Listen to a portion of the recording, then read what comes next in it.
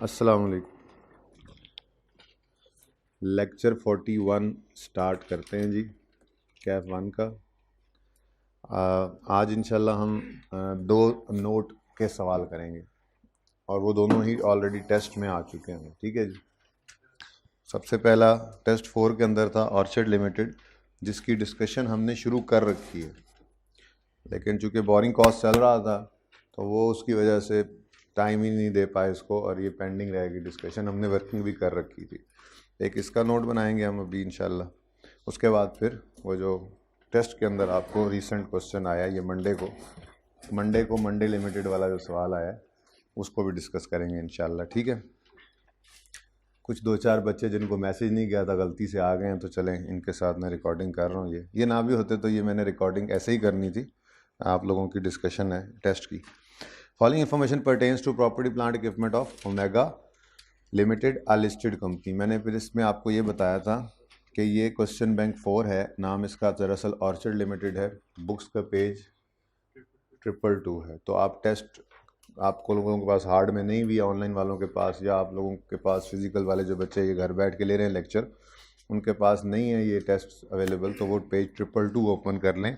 ये क्वेश्चन है, बस नाम बदला हुआ। ओके, ये इन्फॉर्मेशन गिवन है जी। डेट ऑफ परचेज दी गई थी हमें, प्लांट की भी और बिल्डिंग की भी, कॉस्ट भी गिवन है, यूजफुल लाइफ ओरिजिनल गिवन है, डेप्रिसिएशन है और मेथड है। हमने बिल्डिंग की कहानी शुरू कर दी थी। बिल्डिंग का मॉडल रिवैल्यूएशन था, 600 की ये खरीदी थी, 30 साल इसकी ओरिजिनल लाइफ थी, स्ट्रेट लाइन मेथड। फिर बिल्डिंग के बारे में ये बताया गया था, the revalued amount of building as determined by Najeeb consultants and independent valuer on 31 December 15 and 17 was 700 and 463 respectively. On 30 June 17 a building having original cost of 66 was sold. ठीक है। अब 1 जनवरी 15 को हमने ये एसेट खरीदा था, 31 दिसंबर 15 पे एक बार रीवैल्यू हुआ, फिर 16 में कुछ नहीं हुआ, फिर 17 के एंड पे रीवैल्यू हुआ। लेकिन उस 17 वाली रिवैल्यूएशन से पहले 30 जून 17 पे इन बहुत सारी बिल्डिंग्स में से कोई एक दो बिल्डिंग्स बिक भी गई, डिस्पोजल भी आ गए। ठीक है ना। ये खाका बन रहा होता है आप लोगों का सवाल को पढ़ते हुए। ठीक है ना, कि 15 से एसेट चला है, 15 के एंड पे रीवैल्यू है, फिर 16 में कुछ नहीं हुआ, फिर 17 के दरमियान में डिस्पोजल आया और फिर 17 के एंड पे बाकी एसेट्स बचे पड़े। ठीक है, ये वो खाका बन गया। अगली बात, ये जो बिल्डिंग बिकी है इसकी ओरिजिनल कॉस्ट 66 थी। ओरिजिनल कॉस्ट 600 सारी बिल्डिंग्स की है, इसमें से 66 इस बिकने वाली बिल्डिंग की। थोड़ा भूल गए, मुझे पता है, हफ्ता पहले ये वर्किंग शुरू की थी इसलिए मैं रिवाइज कर रहा हूँ। ठीक है ना, वर्किंग भी दिखाता हूँ, लेकिन आज हम नोट तक जाएंगे इंशाल्लाह। क्वेश्चन ये बहुत इंपॉर्टेंट है। ठीक है। अच्छा, तो 66 की कॉस्ट वाली बिल्डिंग बिक गई है। कितने की बिकी है? पीपीई का नोट बनाते हुए मुझे इसकी ज़रूरत नहीं होती वैसे। ठीक है, FAR 2 में जाके डिस्पोजल डिटेल वाला नोट बनाएंगे जब, तो वहाँ पर ये लिखना पड़ता है। हाँ, अगर यही सवाल में रिक्वायरमेंट होती प्रिपेयर फाइनेंशियल स्टेटमेंट एक्सट्रैक्ट्स, तो फिर मुझे इनकम स्टेटमेंट बैलेंस शीट बनानी पड़ती। तो ये प्रॉफिट एंड लॉस के अंदर गेन लॉस लेकर जाना था, तो ये कैश भी रेलेवेंट हो जाता। ठीक है ना। बहरहाल was sold to Bahadur Limited. अब ये बहादुर लिमिटेड भी क्या बस पार्टी का नाम है? FAR 2 में यूज़ होगा डिटेल ऑफ डिस्पोजल वाले सब नोट, इसलिए मैं उसकी डिस्कशन नहीं कर रहा। वो कंपनीज एक्ट का डिस्क्लोजर है। ठीक है। अच्छा, तो on 30 June building having original cost of 66 was sold, मैंने इसको काट दिया था बहरहाल, to Bahadur Limited for 85। It was last revalued. ये वाला लास्ट रीवैल्यूड होगा या 700 वाला जिसकी बात कर रहा है? हाँ, 463 तो 31 दिसंबर 17 पे है। ये वाली बिल्डिंग 31 दिसंबर 17 पे होनी ही कोई नहीं है, तो इसी की बात कर रहा है। ये जो 700 मिलियन पर रीवैल्यू किया था सारी बिल्डिंग्स को, इनमें से ये 66 ओरिजिनल कॉस्ट वाली बिल्डिंग भी रीवैल्यू हुई थी और रीवैल्यू होकर गई थी 87 पे। It was last revalued. It was ये, ठीक है, it was last revalued at 87 million. OL incurred a cost of 2 million on disposal. Cost of disposal, disposal cost, इसको क्या करते हैं? वैसे हम क्या करते होते हैं डिस्पोजल की जर्नल एंट्री के अंदर या डिस्पोजल के लेजर के अंदर, हम सेल प्रोसीड्स में से इसको नेट करके तो नेट सेल प्रोसीड्स को यूज़ कर लेते हैं। गेन लॉस हमारा खुद ब खुद नेट आ जाया करता है। लेकिन इस सवाल के अंदर ना तो मुझे सेल प्रोसीड्स की ज़रूरत है, ना इस डिस्पोजल कॉस्ट को नेट करने की ज़रूरत है, क्योंकि इस सवाल की रिक्वायरमेंट, बोलो बोलो जो एक दो आ गए हो बोल दो, नोट बनाना है, और नोट के अंदर एसेट और अक्यूमुलेटिव अकाउंट आते हैं। एसेट अकाउंट से एसेट की कॉस्ट रिवैल्यूड अमाउंट निकलती है, अक्यूमुलेटिव अकाउंट में से उसकी अक्यूमुलेटेड डेप्रिसिएशन निकलती है। फिर कैश का आना तो कैश अकाउंट में, gain loss profit and loss में जाता है, तो पीपीई के नोट में बस ये दो चीज़ें चाहिए होती हैं हमें, ठीक है। अच्छा, OL transfers maximum possible amount from surplus to retain earnings, ये चीज़ बिल्कुल हिस्सा थी रिक्वायरमेंट की, लेकिन मेरे से टेस्ट के अंदर रह गई थी, पर मैंने कहा था चलो कोई बात नहीं, आपको माफ़ी दे दूंगा मैं इसकी, ठीक है। हाँ, ना बताया हो तो बनाना पड़ता है, तो आप लोगों ने बना लिया होगा, ठीक है। अच्छा चलें, अब ये वर्किंग हमने स्टार्ट की थी, ठीक है, इसको एंड नहीं कर पाए थे। 1 जनवरी 15 को 600 मिलियन की सारी बिल्डिंग्स हैं, ये 600 मिलियन 1 जनवरी 15, ठीक है। और पहली रिवैल्यूएशन की हुई है 31 दिसंबर 15 पे 700 पे, और फिर 30 जून 17 पे बिक रही है बिल्डिंग, और फिर 31 दिसंबर 17 पे भी दोबारा रिवैल्यूएशन है, ठीक है ना। किताब खोल के रखें, अगर सवाल आगे पीछे हो रहा है तो लें। 1 जनवरी 15 पे 600 रुपये की कॉस्ट थी, 30 ओरिजिनल लाइफ 30 साल बिल्डिंग की, ठीक है, स्ट्रेट लाइन मेथड। तो याद है ये सवाल भाई, याद है ये सवाल, पता है ना, टेस्ट दिया था, शुरू भी किया था डिस्कस करना, ये वही वर्किंग हुई है आपकी क्लास वाली जी। 600/30 20 जंप नहीं कर सकते, क्योंकि फिर 15 के एंड पे भी रिवैल्यूएशन है, फिर 16 की डिडक्शन है, फिर 16 के दरमियान में डिस्पोजल है, इसलिए हमें वर्किंग तफसील से ही करनी पड़नी थी, ठीक है। तो 31 दिसंबर 15 पे बुक वैल्यू 580 आ गई डेप्रिसिएशन चार्ज करने के बाद, और 31 दिसंबर 15 पे पहली रिवैल्यूएशन करके हमने इसको 700 पे लेकर जाना है। तो 580 बुक वैल्यू, एक लाइन छोड़ी, 700 रीवैल्यूड अमाउंट ली, ये रीवैल्यूड अमाउंट और बुक वैल्यू का डिफरेंस आ गया 120 रिवैल्यूएशन सरप्लस, डन। उसके बाद आगे चला एसेट, 16 के साल की डेप्रिसिएशन निकालनी है, तो रीवैल्यूड अमाउंट को रिमेनिंग लाइफ पे डेप्रिसिएट करना है, और रिमेनिंग लाइफ हमने निकालनी है 31 दिसंबर 15 लास्ट रिवैल्यूएशन के दिन खड़े होकर। अब 1 साल गुजर चुका है, 30 ओरिजिनल लाइफ थी, 1 साल गुजर गया तो रिमेनिंग 29, तो 700/29 और 120/29, 2404.1 आ गई डेप्रिसिएशन, और ये एसेट पहुंच गई 31 दिसंबर 16 पर 31 दिसंबर 16 पे ये डेप्रिशिएट, ये रीवैल्यू नहीं हो रहा, ठीक है। आगे बढ़े, अब अगर डिस्पोजल ना होता तो 31 दिसंबर 17 की डेप्रिसिएशन निकालते रफ़ी, तो ऐसे निकालते, सेम फार्मूला यहाँ लग देते, ठीक है, सेम डेप्रिसिएशन माइनस होती, 31 दिसंबर 17 पे ये एसेट पहुंचता, और फिर रीवैल्यू करके 463 पे ले जाते, वो जो गिवन है। पर मसला ये है कि इनमें से एक बिल्डिंग बिक गई है। अब वो बिल्डिंग जो बिकी है उसके लिए ये सिखाया था, वर्किंग 2 करते हैं, depreciation of disposal, book value of disposal, और वर्किंग 3 में डेप्रिसिएशन ऑफ रिमेनिंग निकालते हैं। इसके लिए फिर मैंने आपको ये टिप दी हुई थी कि जब डिस्पोजल की ये वर्किंग करना चाहो तो उसको लास्ट रिवैल्यूएशन की डेट से अलग करके वर्किंग में ले जाओ, ऐसे ही कहा था। जब मैंने ये वाली वर्किंग पहली बार बनाई थी आपकी क्लास में, तो मैंने कहा था ये वर्किंग स्टार्ट किया करो लास्ट रिवैल्यूएशन की डेट से, ठीक है ना। तो लास्ट वैसे और वो जितने सवाल किए थे उनमें मसला ये होता था कि अगर 17 के स्टार्ट में रीवैल्यू हुआ है तो 17 में ही बिक जाता था, तो वो 17 के स्टार्ट से वर्किंग शुरू हो रही होती थी। लेकिन यहाँ पर उसूल ये नहीं लिखवाया था, उसूल मैंने जो पहली बार आपको डिस्पोजल रीवैल्यूड एसेट का सिखा के नोट बनवाया था ना, कुछ शायद 20वें लेक्चर के आसपास होगा वो मामला, तो तब यही इस वर्किंग में ये लिखा था कि इसको आपने हमेशा स्टार्ट कहाँ से करना है, स्टार्ट दिस वर्किंग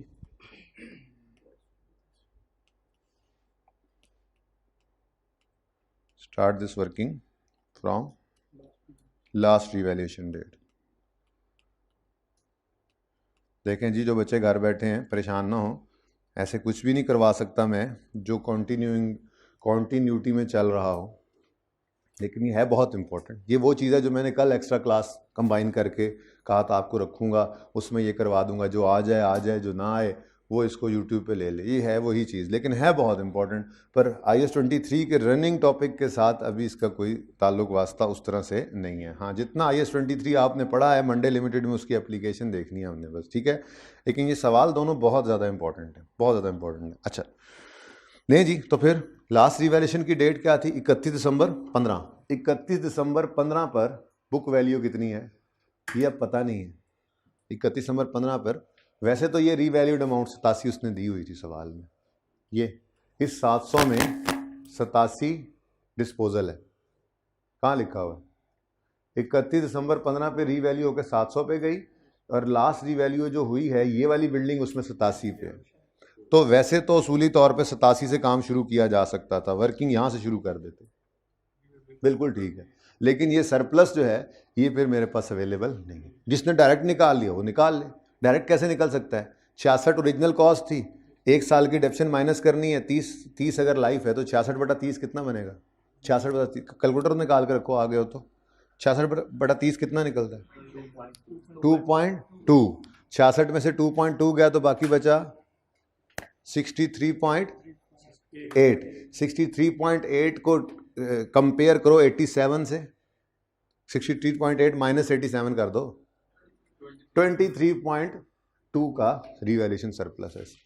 तो ये डायरेक्ट कर सकते थे आप। ठीक, यहाँ पर बुक आपने यहाँ पर रिवैल्यूड अमाउंट लिखना था 87 और साथ ही आपने यहाँ पे छोटी सी वर्किंग शो कर दी थी, जैसे मैंने अभी बोला 66 माइनस 66/30, ठीक है, और उसको कंपेयर कर लेना था आपने 87 से। तो ये डायरेक्ट भी निकल सकता था, लेकिन आपको सिखाने के लिए मैंने ये स्टेप 2 ऊपर वाले किए। तो ये कहने का मकसद ये है कि कोई ज़रूरत नहीं थी इसकी, ठीक है, वरना वही उसूल है। उसूल वही है, लास्ट रिवैल्यूएशन के दिन से ही इस वर्किंग को शुरू करना था, लेकिन ये सरप्लस निकालने के लिए मैं एक स्टेप ऊपर ले गया था। तो वर्किंग यहीं से ही दिखाऊंगा, लेकिन फिलहाल सिर्फ ये कैलकुलेशन समझाने के लिए कि 31 दिसंबर 15 पे 63,8 पे एसेट पड़ा था, एक लाइन छोड़ के सरप्लस लिखा, रिवैल्यूड अमाउंट लिखी और ये सरप्लस आ गया। तो जिसने ये डायरेक्ट निकाल लिया अच्छी बात है, वर्किंग यहाँ से शुरू करनी थी, जो उसूल बताया होगा। समझ आई ये बात भाई? समझ आ रही है? अच्छा, सबको जितने भी हैं, आमिर भाई आपको समझ आ रही है? आज तो आप भी रजिस्टर लेके बैठ गए। ओके, अब 31 दिसंबर 16 पर इसको लेकर आना है, तो सिंपल वही उसूल, जैसे यहाँ पर रिमेनिंग लाइफ निकाली थी ना, सारे एसेट्स को 29 पे डिवाइड किया, यहाँ पे इसको अलग किया हुआ है, तो यहाँ पर उस अलग वाले एसेट को भी 29 पे डिवाइड करना है।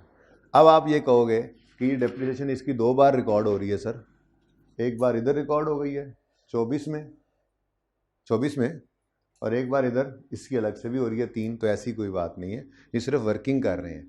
हम इस एसेट को यहाँ तक लेके आएंगे, यहाँ तक लेके आना है, इन चीज़ों में लेके आना है, तो ये एसेट को अलग से हमने बस कैलकुलेट करना शुरू कर दिया है। इसका ये मतलब नहीं है कि 24 की डेप्रिसिएशन भी हमने रिकॉर्ड की है इस साल में 16 में, और ये 3 की अलग दोबारा कर रहे हैं, नहीं, इस 24 की डेप्रिसिएशन में ये 3 भी पड़ा है, यानी 16 के साल की जो डबल एंट्री हुई होगी डेप्रिसिएशन की, वही होगी depreciation expense debit accumulate depreciation credit 24 से, जिसमें ये 3 भी शामिल है। तो ये अलग से एंट्री नहीं कर रहे, लेकिन चूंकि इस एसेट की वर्किंग कर रहे हैं अलग से, जैसे डिस्पोजल के लिए वर्किंग किया करते थे, एक एसेट पुराना चला आ रहा है तो उसकी अक्यूमुलेट डेप्रिसिएशन अकाउंट के अंदर पड़ी होती थी, ठीक है ना। तो जब अगर उसकी तफसील से वर्किंग करते थे तो क्या सारी जिंदगी की डेप्रिसिएशन नहीं, स्टेप बाय स्टेप लेते जाते थे। तो ये सिर्फ वर्किंग कर रहे हैं, ये नहीं समझना कि ये डेप्रिसिएशन डबल होगी। किसी के जहन में ये आया तो नहीं था? अच्छा चले, अब तो आ रहा है ना। ले, अच्छा जी, तो फिर ये 87 की अकेली बिल्डिंग है, अकेली 87 वाली बिल्डिंग है। अब रीवैल्यू हो गई है तो रीवैल्यूड अमाउंट पे 87 को डिवाइड करना है। अब revalued amount 87, remaining life 31 December 15 पे खड़े होकर वही 29 बनती है भाई। यकम जनवरी 15 को ये बिल्डिंग भी आई थी ना, तो 31 दिसंबर 15 पे 1 साल गुजर गया, रिमेनिंग लाइफ निकालनी है, लास्ट रिवैल्यूएशन के दिन खड़े होकर, तो ऑलरेडी निकली हुई थी, दोबारा नहीं निकाला करते थे हम, लेकिन चलो मैंने बता दिया 29। अब 87 भी 29 पे डिवाइड हुआ, 23 से 2 भी 29 पे, ये 3 24 में पड़ा है, ये 0.8 4.1 में पड़ा है, ठीक है। तो इनकी डबल एंट्री वही है जो पहले हुई है। डेप्रिसिएशन की एंट्री 24 से हुई, बीच में 3 की भी एंट्री हुई थी। सरप्लस की ट्रांसफर की 4.1 से एंट्री हुई है, उसके अंदर ये 0.8 भी पड़ा हुआ है। ओके चल, अच्छा, अब ये एसेट पहुंच गया 31 दिसंबर 16 या यकम जनवरी 17 पे। अब इस साल के अंदर ये एसेट बिक रहा है, किस दिन बिक रहा है? 30 जून 2017। ऑन 30 जून 17 अब बिल्डिंग हैविंग, ये वाली बिल्डिंग जो थी डिस्पोज, ठीक है। तो 30 जून 17 पर डिस्पोज हो रहा है, तो 30 जून 17 तक इसको क्या कर लें? डेप्रीशिएट। अब वही, अगर ना डिस्पोज होता तो वही फॉर्मूला लगना था ना, कि डिस्पोज हो गया तो 87/29 6/12 किया, और इसको भी 6/12 किया, और ये डेप्रिसिएशन आ गई। असल में तो हम ये डेप्रिसिएशन निकालने चले थे, डेप्रिसिएशन ऑफ डिस्पोजल 1.5 और 0.4 निकल आई है, ठीक है। उसके बाद ये बुक वैल्यू 82.5 और 22 बुक वैल्यू ऑफ डिस्पोजल, ठीक हो गया। अब यहां पे खड़े होकर आपको कहा करता था, उस वक्त आसानी लगती थी क्योंकि उस वक्त यहां रीवैल्यू होता था, यहां पे 6 महीने 3 महीने की डेप्शन आती थी और साथ ही डिस्पोज हो जाता था। तो आप कहते थे यही एक्यूमुलेट डेप्रिसिएशन है, तो मैं कहता था नहीं, ये काम कर लिया करो, कॉस्ट माइनस अक्यूमुलेटेड डेप्रिसिएशन कर लिया करो, ये कॉस्ट माइनस बुक वैल्यू कर लिया करो, अक्यूमुलेटेड निकाल लिया करो। ये ऐसे किसी सवाल की तैयारी थी जिसमें जिस साल रीवैल्यू हो उसी साल दोबारा डेप्रिशिएट, ये रीवैल्यू हो तो उसी साल ही डिस्पोज ना हो जाए, तो फिर क्या करना है, ये वो वाला मामला है। जिस साल में रीवैल्यू हो उसी साल में डिस्पोज नहीं हुआ, ये 1 साल 2 साल 3 साल बाद भी जा सकता था। तो आदत क्या होनी चाहिए, जैसे ही ये वर्किंग करें एक्यूमुलेटेड निकाल लें यहाँ पे। हालांकि पिछले जितने सवाल हमने किए थे उनमें वो एक डेप्रिसिएशन होती थी, वही एक्यूमुलेटेड होती थी, क्योंकि रीवैल्यू होने के 2-4 महीने बाद एसेट बिक जाता था। लेकिन यहाँ पे ऐसा नहीं हुआ, यहाँ पे रीवैल्यू होने के 1.5 साल बाद बिका, तो फिर डेप्रिसिएशन ये भी एक्यूमुलेट हो चुकी है, ये भी। तो तरीका अपना रखा तो इसमें भी कामयाब रहे। तो तरीका क्या था, एंड पे एक्यूमुलेटेड जैसे निकाला करते थे इसकी भी निकाल लो। 87 तक तो सारी ट्रांसफर हो गई होगी ना, बोलो। तो 87 से लेके 82 तक कितनी डेप्शन पड़ी है, इन दोनों का डिफरेंस 4.5।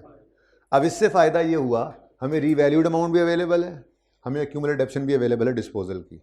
तो नोट बनाते हुए बस यही 2 फिगर्स हमें चाहिए होती हैं। एसेट अकाउंट में से 87 निकल जाता है और एक्यूमुलेटेड डेप्शन अकाउंट में से 4.5। बाकी कैश पे गेन लॉस वो तो हमने नोट में लिखना नहीं, तो ये भी हमने कर लिया। ठीक है, ये तो हो गई बात डिस्पोजल की। ठीक है, इसकी फिगर्स भी यहाँ पे पहुँच गई। अब क्या रह गया, रिमेनिंग बिल्डिंग्स की डेप्रिसिएशन। बोलो, कोई मुश्किल नहीं है। ओमेगा केमिकल नाम का एक सवाल हमने किया था, आपको याद होगा, उसके अंदर भी इसी तरह से हुआ था। हालांकि शुरू में सीखा कैसे था, यूँ सवाल आते थे 10 बिल्डिंग्स 500 रुपये की हमने एक जगह खरीदी, सेम विसिनिटी, तो हम कहते थे अगर 510 की हैं तो एक 50 की है। फिर वो रीवैल्यू होकर 800 की होती, तो हम कहते थे अगर 810 की रीवैल्यूड अमाउंट है तो एक की 80 है। तो फिर यहाँ पे हम वो वर्किंग करते थे 800/10 इंटू जितनी होती थी, ठीक है ना, इधर 800/10 जितनी रह गई होती थी। लेकिन फिर हमने ओमेगा वाला सवाल होमवर्क में लिया था, उसके अंदर उसने इसी तरह से डिटेल अलग से बताई हुई थी डिस्पोज होने वाली बिल्डिंग। उसने नहीं बताया ये कितनी बिल्डिंग्स हैं, 1 हैं 2 हैं 10 हैं, ये उसने बता दिया है आ बिल्डिंग बिकी है, और जो आ बिल्डिंग बिकी है उसकी ओरिजिनल कॉस्ट भी बता दी है, उसकी रीवैल्यूड अमाउंट भी अलग से बता दी। ठीक है ना। अब हमने डेप्रिशिएट करना है किसको, अभी तक वही 700 चल रहा है, FAR 1 है। अच्छा, ये 700 3115 पे जो रीवैल्यू करके रखा था, इसी ने 16 में डेप्रिशिएट होना था, इसी ने ही 17 में होना था। और बोलो, लेकिन 17 में ये 700 पूरा डेप्रिशिएट नहीं हुआ सारा साल, क्योंकि 700 में से 87 अलग करके सिर्फ 6 महीने डेप्रिशिएट हुआ। अब रिमेनिंग कौन सी बिल्डिंग्स हैं, जो 700 की रीवैल्यूड अमाउंट सारी बिल्डिंग्स की थी, उसमें से 87 माइनस करने के बाद जो बिल्डिंग्स बचेंगी वो रिमेनिंग है, वो सारा साल रहनी है। ठीक है, तो हमने फिर क्या करना है जी, हमने 700 में से माइनस करना है 87, ये revalued amount of all buildings और ये रीवैल्यूड अमाउंट ऑफ डिस्पोजल। क्या बचा 613। ये 613 क्या है, रिमेनिंग बिल्डिंग्स की रीवैल्यूड अमाउंट। डिवाइड करोगे इसको कितने से, भाई वही 29। लाइफ तो अब चेंज होगी 17 के एंड पे आके। इधर देखो, ये यूं है, 700 के 2 हिस्से किए हैं हमने। 700 जो रीवैल्यू हुआ था ना 700, इसके 2 हिस्से हो गए ना। कहाँ से देख, यहाँ चलो इधर ही देख लो, ये 700 के 2 हिस्से हैं बेसिकली। एक है 87 जो डिस्पोज हो गया, तो बाकी बच गया 613 जो नहीं हुआ। है तो वही 700, लाइफ तो वही 29 थी जिस पे डेप्रिशिएट करना है। तो 87 को 29 पे डिवाइड करके 6/12 कर दिया, क्योंकि ये 6 महीने चला, और इस 613 को डिवाइड करेंगे 29 से और कुछ भी नहीं करेंगे, क्योंकि ये पूरा साल रहा। समझ आई है। तो ये 29 से डिवाइड किया, आंसर आ गया 21.1। चलो अब एक डेसिमल चल रहा है ना, एक चल रहा है। अब हशर के साथ आपको पता है नशर होता है, वो तो बड़े आसानी से आप कर लेंगे जब एक बार आपने कर लिया। देखो ना, 700 में से 87 माइनस किया तो रिमेनिंग बिल्डिंग्स की रीवैल्यूड अमाउंट आ गई, उसको हमने डेप्रिशिएट किया और फ्रैक्शन नहीं लगाया क्योंकि ये पूरा साल रही है। 120 में 23.2 डिस्पोजल का सरप्लस था, उसको अलग ट्रीट कर लिया, तो रिमेनिंग निकालना है तो क्या करोगे, 120 minus 23.2 is equal to 96.8 divided by 29 is equal to 3433 कर दो ना फिर। अब मुझे ये फिगर भी मिल गई और ये फिगर भी मिल गई। ये फिगर कौन सी हैं? ये 21.1 depreciation expense debit accumulation credit वाली एंट्री और 3.3 revaluation surplus debit retained earnings credit. ठीक है, ऑर्चर्ड वाला सवाल कर रहे हैं, वो जो टेस्ट 4 में आया था। यार कहाँ से आ गए हैं ये लोग यार? तुम लोगों को छुट्टी दी थी, तुम लोग फिर भी आ गए यार। कौन लोग हो यार तुझे यार? मतलब आज मैसेज किया छुट्टी है मत आओ, फिर भी आ गए। क्या देख कर आ रहे हैं? उस पे क्या है? हाँ तो वही मैसेज है। उस वक्त तो कुछ हो भी नहीं रहा था वैसे, जिस वक्त एंड पे एकदम से गड़बड़ हो गया जी। चलें जी, शुरू करें आगे। चलो अच्छा जी, अब बुक वैल्यू बता दो। यहाँ पर बुक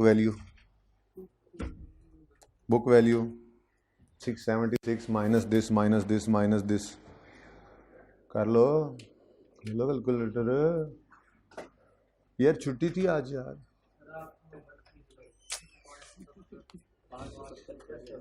जी 500 और 89 पॉइंट। चलो भाई, जो नहीं आए आपके आने की बरकत से उनको ये फ़ायदा हो जाएगा कि कैमरे को तो सब समझ आ जाती है ना। कैमरा तो सब समझता है, उसको जो पढ़ा दोगे वो कहेगा यस ओके। कैमरे को क्या पता? कैमरे को देख के मुझे कैसे पता लगता कि जी समझ आ रही है नहीं? तो चलो जो 5 7 10 आ गए हैं कुछ 400-500 में से, तो उनकी बरकत से बाकियों को समझ आ जाएगी। क्योंकि आप लोगों को क्वेश्चंस होंगे, आपकी शक्लें हैं, कॉन्सेप्ट समझ आ जाएगा तो उनके लिए भी फ़ायदा हो जाएगा। 90.2 आ रहा है। ये आ रहा है। अब सही है जी, ओके चलें आगे जी। अब 31 नंबर 17 पे क्या हुआ? एसेट रीवैल्यू हुआ है दोबारा। ये रीवैल्यू होके 463। आपने ये टेस्ट दिया था? टेस्ट 4 दिया था। अच्छा, किस ने ये बैठे हुए चंद बच्चों में से ये टेस्ट दिया हुआ? अच्छा बस, बाकी हाँ टेस्ट दिया था बस, याशियाँ। ठीक है जी, ओके जी। 463 पे ले जाओ उठा के, एक लाइन खाली छोड़ी हमने और 463 पे ले गए। और हमें क्या आ गया जी? रीवैल्यूएशन लॉस कितना? 100.69 और ये चला गया। अब आगे जा रहा था ये लॉस, तो इसके रास्ते में सरप्लस आ खड़ा हुआ।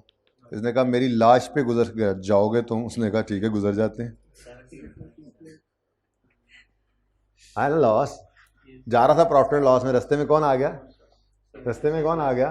Revaluation surplus. उसने कहा मेरी लाश पे से गुजर के जाओगे? इसने कहा ठीक है, वो गुजर गया। बाकी फिर भी बचा खुचा प्रॉफिट एंड लॉस में पहुंच ही गया। तो हिम्मत करने वालों को मंजिल मिल ही जाती है। अच्छा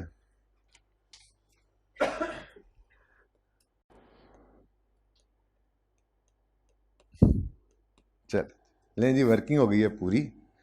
ये वर्किंग 1 और वर्किंग 2। ठीक है, इसमें कोई क्वेश्चन है तो अभी पूछ लें, क्योंकि फिर अब मैं नोट की तरफ जा रहा हूं। This important thing should be here. It may fall.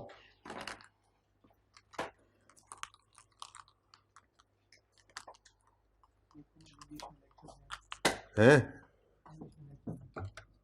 English में लेक्चर दूं? क्यों? कोई एक वजह बताओ। तुम्हें मजा आता है इंग्लिश में लेक्चर लेकर?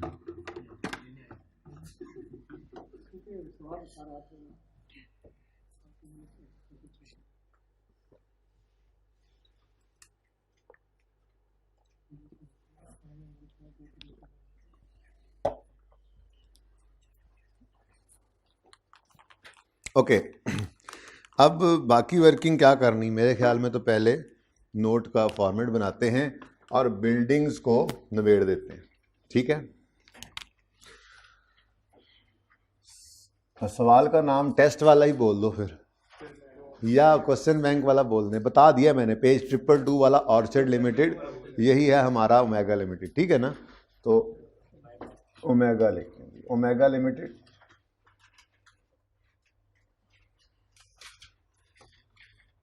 इसको आप ऑर्चर्ड लिमिटेड वाला सवाल है आपके लिए, पेज 222। पुरानी बुक तो वैसे ही अपनी लेके ही नहीं आनी चाहिए क्लास। नोट्स टू द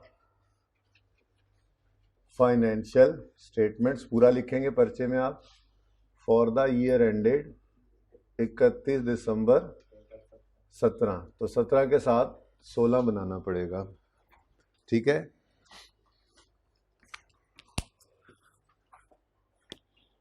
ये देखें, prepare note along with comparative, ठीक है, लेकिन total column is not required, यहाँ पे लिखा हुआ total column is required. Let me see, कहीं पे तो ऑर्चर्ड मिलेगा, आई कैप वाली ही कर लेते हैं, अगर उन्होंने लिखा हुआ टोटल कॉलम रिक्वायर्ड है तो हम भी कर देंगे, ठीक है। Total column is not required, ठीक है जी, मैं ज़रा इसको बदल रहा हूँ, total column is not required. वैसे मैंने उस दिन यही सोच कर लिखा था, लेकिन शायद नॉट लिखना भूल गया, नॉट लिखा था। चलो, total column is not required. Silent हो तो बनाना चाहिए, कई बार बोली ये बात। एक मिनट, अब ये लिख लूँ आपके लिए, मैं ये रूल भी लिखवाता हूँ, आज कोई जल्दी तो मुझे है नहीं,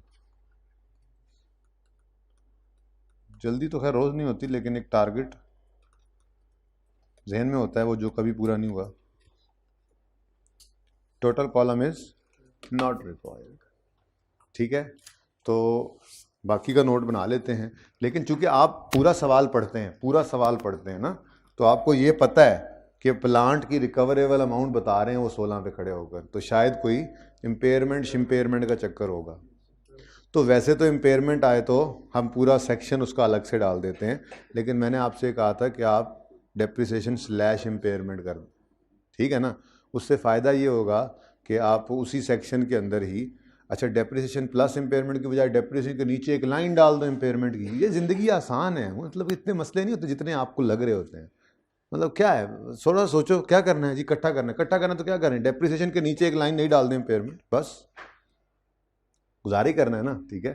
तो ये बता दें फिर कि क्या करना है, ये बता दें कि क्या करना है, अलग से सेक्शन डालना है। हाँ, अच्छा, वैसे मुझे ना ऑनलाइन वाले बच्चे कह रहे थे इम्पेयरमेंट और उसका रिवर्सल आए तो नोट के अंदर कैसे हम मैनेज करेंगे, ज़रा ये दिखा दें। तो मैं फिर कुछ छोटा सा सवाल देखूंगा किसी वक्त, अब आज तो नहीं, फिर किसी वक्त, ठीक है। तो लिख भी लूँगा, मैंने लिख लिया था बल्कि। चलिए जी, शुरू करते हैं। Note number 9, property plant and equipment, पूरा लिखना है प्लीज़, मैं बार बार बोला करता हूँ। ग्रॉस कैरिंग अमाउंट, ये एब्रीविएशन रिक्वायरमेंट में नहीं यूज़ कर सकते आप। ग्रॉस कैरिंग अमाउंट में सबसे पहले ओपनिंग बैलेंस है, फिर एडिशन है सही कोई एडिशन, चलो अगले सवाल में तो होगा, इसमें नहीं होगा तो डिस्पोजल, नोट तो फॉर्मेट तो एक ही बार बनाएंगे ना, डिस्पोजल, ट्रांसफर, रीवैल्यूएशन और क्लोजिंग।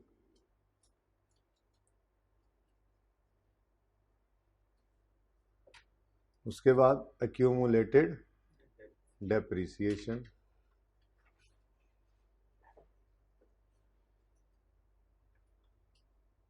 Opening,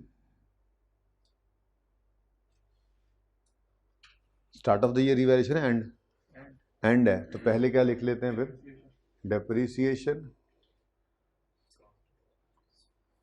transfer, disposal. अच्छा, इम्पेयरमेंट आ भी सकती है, नहीं भी आ सकती, अगर आ गई तो डेप्रिसिएशन / इम्पेयरमेंट लिख देंगे। चलो लाइन डाल दो, क्या याद करोगे, खाली छोड़े तो मैं लाइन फिलहाल, आप एहतियातन खाली छोड़ दोगे, एंड पे भी छोड़ सकते हैं ना, एंड पे भी खाली छोड़ सकते, बल्कि तरतीब नहीं छेड़ते आपकी, क्या ख्याल है, कहते हो तो एंड पे, चलो ठीक है छोड़ जी। उसके बाद डिस्पोजल,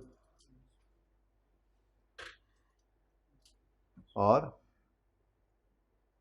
क्लोजिंग, बोलो बोलो, क्लोजिंग बोलो, क्लोजिंग बोलो, बोला नहीं, अच्छा ट्रांसफर नहीं आया, तभी मैं कहूँ जी, ट्रांसफर और डिस्पोजल और नहीं बोला जा रहा आपसे, क्लोजिंग। उसके बाद इन दोनों का डिफरेंस आ जाएगा, क्लोजिंग्स का डिफरेंस आ जाएगा बुक वैल्यू, और नीचे वही मशहूर ज़माना तीन पॉइंट्स जो मुफ्त के नंबर हैं, मेजरमेंट बेसिस, डेप्रीसिएशन मेथड या रेट, या डेप्रीसिएशन मेथड और रेट या लाइफ।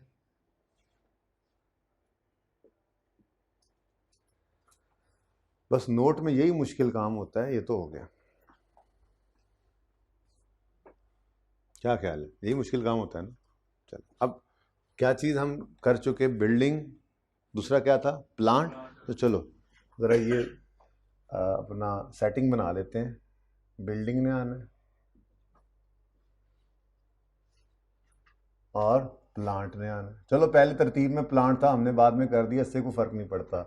टोटल कॉलम आपने पर्चे में बनाया होगा, अच्छी बात है, चलें, अब रिक्वायरमेंट में नहीं था तो उसूल लिख लेना आप, total column is not required, जहाँ मैंने ऐड किया ना, अभी सवाल में तो लिखा हुआ है, ओरिजिनल सवाल में लिखा हुआ है, ये बुक के अंदर नहीं लिखा हुआ, इसमें ऐड कर लो, ये लाइन इसमें ऐड करो, total column is not required, ये ऐड कर लो इसमें। वैसे अब पर्चे में बन गया, सो बन गया, total column is not required.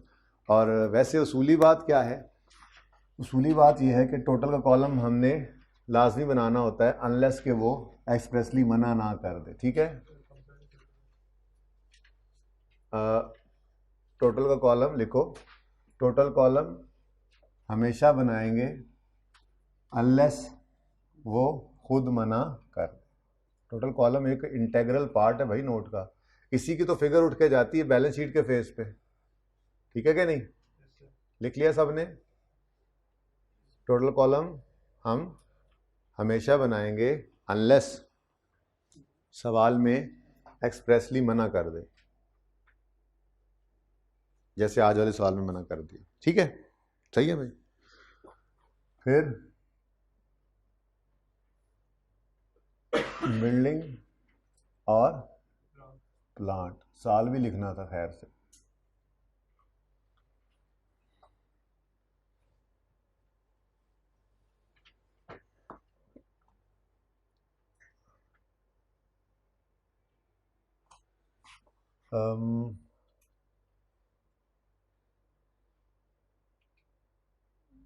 For the year ended 31 दिसंबर 2017,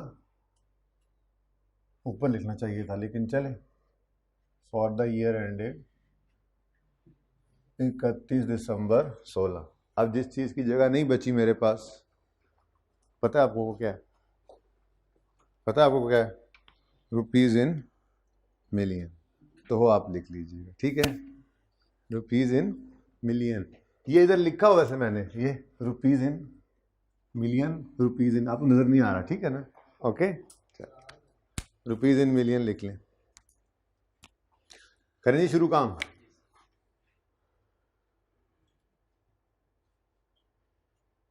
कोई दूर से भी आया, ज़रा कोई ज़रा दूर से भी आया हो, दूर से कोई भी नहीं, हालात क्या थे, अभी खामोशी थी इस वक्त यार, फिर सोशल मीडिया पे तो ऐसे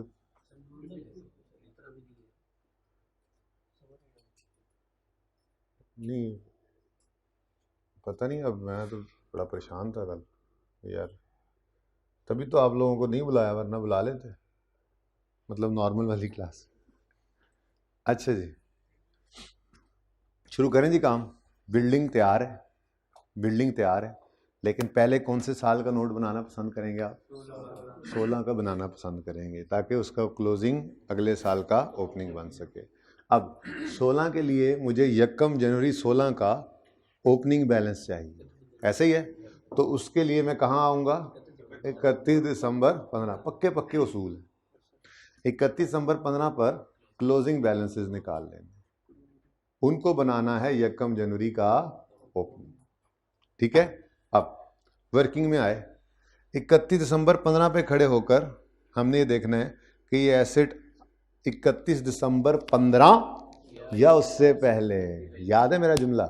मैंने आज तक कभी ये नहीं बोला था ये एसेट 31 दिसंबर 15 से पहले, या यूं नहीं बोला 1 जनवरी 16 से पहले, मैं साथ उस डेट को भी मिलाया करता था, ठीक है ना? तो हम यहाँ खड़े होकर 31 दिसंबर 15 पे खड़े होकर क्या पूछना है सवाल में एसेट से कि क्या तुम रीवैल्यू तो नहीं हुए 31 दिसंबर 15 या उससे पहले? तो ये एसेट 31 दिसंबर 15 पर रीवैल्यू हो चुका है। तो फिर 31 दिसंबर 15 पर asset account latest revalued amount show करेगा जो कि है 700 रुपये। तो एसेट अकाउंट का क्लोजिंग बैलेंस क्या आ गया जी? 700। ये पर्चे में लिखना है, डायरेक्ट लिखना होता है, ठीक है? अब एसेट रीवैल्यू हुआ है किस दिन? 31 दिसंबर 15 पे। तो फिर एसेट अकाउंट क्या शो करेगा? लेटेस्ट रीवैल्यूड अमाउंट 31 दिसंबर 15 वाली 700। फिर अक्यूमुलेटेड डिडक्शन अकाउंट के अंदर चूंकि ये एसेट रीवैल्यू हो गया, अगर ये एसेट रीवैल्यू ना होता तो डेट ऑफ परचेज से 31 दिसंबर 15 तक की डेप्रिसिएशन पड़ी होती। अगर रीवैल्यू हो गया है तो फिर डेट ऑफ लास्ट रीवैल्यूएशन से 31 दिसंबर 15 तक की रीवैल्यूएशन पड़ी होगी। तो डेट ऑफ लास्ट रीवैल्यूएशन क्या है? 31 दिसंबर 15। और ईयर एंड जिस पे खड़े हैं वो क्या है? 31 दिसंबर 15। तो अक्यूमुलेटेड डिडक्शन का बैलेंस क्या होगा? 0। ये तो हमें वैसे ही पता है कि रीवैल्यूएशन के दिन, इस मेथड में रीवैल्यूएशन के दिन सारी की सारी डेप्रिसिएशन एलिमिनेट कर दी जाती है एसेट अकाउंट से, एक्यूमुलेशन अकाउंट से ट्रांसफर कर दी जाती है एसेट अकाउंट में। तो 31 दिसंबर 15 पे खड़े होकर तो बैलेंस नील ही होना, ठीक है?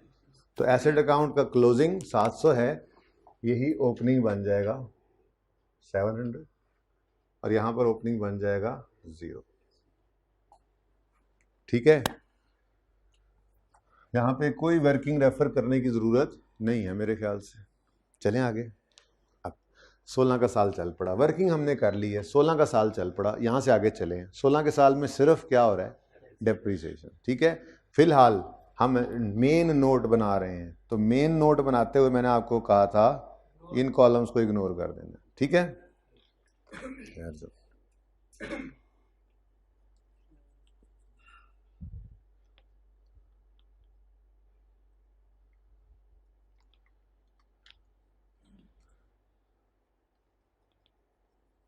एंड तक मेन नोट बनाते हुए बिल्कुल हमने देखा ही नहीं इसको, ठीक है? चलो, इधर भी ऐसे, इधर भी ऐसे। मेन नोट की बॉडी में ये 2 कॉलम्स आते ही नहीं। चलो अच्छा जी, 31 दिसंबर 15 के बाद बात आगे बढ़ी तो 16 में सिर्फ क्या हो रहा है? डेप्रीशिएट हो रहा है एसेट 24 से। तो 24 की entry depreciation expense debit, accumulated depreciation credit वाली, ठीक है? इसको आप वर्किंग वन का रेफरेंस दे दें। ये 24 निकाला कहाँ है एग्जामिनर को बता दें, ठीक है? उसके बाद 16 में और कुछ नहीं हुआ, बोलो 16 खत्म हो गया ना? तो कोई एडिशन, कोई डिस्पोजल, कोई रिवैल्यूएशन नहीं, और क्लोजिंग भी 700 ही है। पर्चे में कुछ नहीं किया करना, मैं तो वैसे क्रॉस लगा देता होता हूँ आपके लिए कि आपको ये बता सकूँ कि देखो कुछ भी नहीं हुआ तो 700 पे ही पड़ा, ठीक है? तो फिर कुछ ट्रांसफ़र वगैरह भी नहीं हुआ, डिस्पोजल भी कोई नहीं है, तो क्लोजिंग 24 आ गया। अब ये क्लोजिंग 24 आ गया, अब 700 में से इस 24 को माइनस करो, 6 7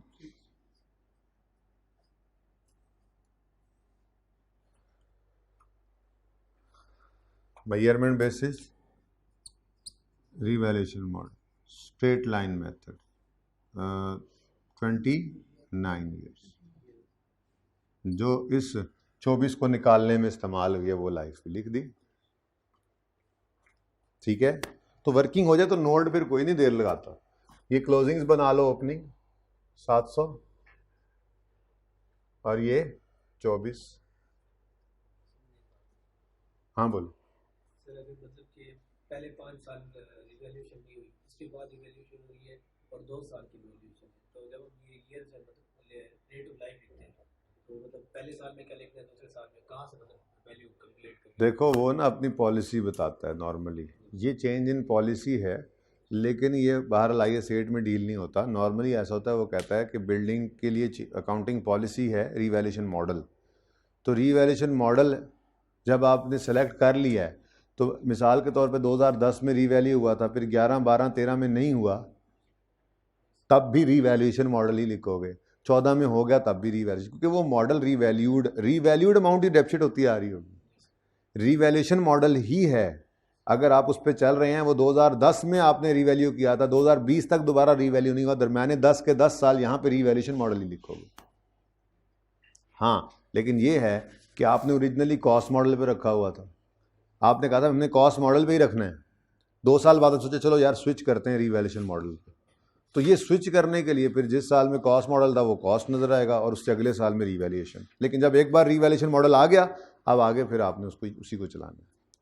सर मैं ये लाइफ पूछ रहा था कि मतलब लाइफ में क्या 2015 से अभी ऐसे चलता आ रहा है, 2020 17 में से रिवैल्यू हो गया। हाँ, तो 15, 16, 17 जिस स्ट्रेट लाइन मेथड है, तो जो लाइफ 15 में इस्तेमाल हुई थी, अगर 15 में रीवैल्यू हुआ तो रिमेनिंग लाइफ निकली थी, वही 15 वाली 16 में भी लिखोगे, 17 में भी लिखोगे। 18 के अंदर फिर जब रीवैल्यू करने के बाद नई लाइफ यूज़ की, सादा बात है, डेप्रिसिएशन में जो लाइफ यूज़ करो वो यहाँ पे लिखो। अच्छा जी, चलें आगे। उसके बाद जी 17 आ गया है। 17 में तो बहुत कुछ है। सबसे पहले 17 में क्या है?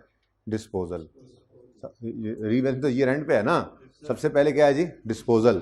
अब डिस्पोजल के लिए आपको क्या कहा था? हमें एसेट अकाउंट और एक्यूमुलेशन अकाउंट में से निकालने वाली 2 फिगर्स चाहिए नोट बनाते हुए। एसेट अकाउंट से निकलती है, कॉस्ट मॉडल पे एसेट पड़ा हो तो कॉस्ट, और रीवैल्यूएशन मॉडल पे पड़ा हो एसेट तो रीवैल्यूड अमाउंट, लेटेस्ट वाली। और अक्यूमुलेटेड एक्शन अकाउंट में से निकलती है, अगर कॉस्ट मॉडल हो तो डेट ऑफ परचेज से डेट ऑफ सेल तक की डेप्रिसिएशन, और अगर रीवैल्यूएशन मॉडल हो तो date of last revaluation date of sale तक की डेप्रिसिएशन। ये सारा कुछ हमने यहाँ कर लिया हुआ था। ये रीवैल्यूड एसेट है जो बिका है, तो मैंने ये 2 लाल लाइनें लगा दी थी। एसेट अकाउंट में से क्या निकलेगा? 87 लेटेस्ट रीवैल्यूड अमाउंट, और अक्यूमुलेटेड एक्शन अकाउंट में से क्या निकलेगा? 4.5 इसकी डेट ऑफ लास्ट रीवैल्यूएशन से डेट ऑफ सेल तक की अक्यूमुलेटेड डेप्रिसिएशन। तो सबसे पहले ये मुफ्त के नंबर लें, 87 और 4.5।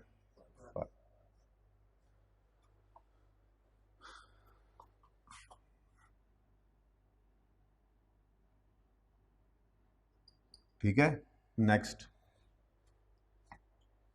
उसके बाद जी हो गया डिस्पोजल, कैश आया, प्रॉफिट एंड लॉस में क्या गया, हमें उससे फिलहाल कोई लेना देना नहीं। नेक्स्ट, ये बिक गया एसेट, उसकी डेप्रिसिएशन अभी चार्ज कर लेते हैं।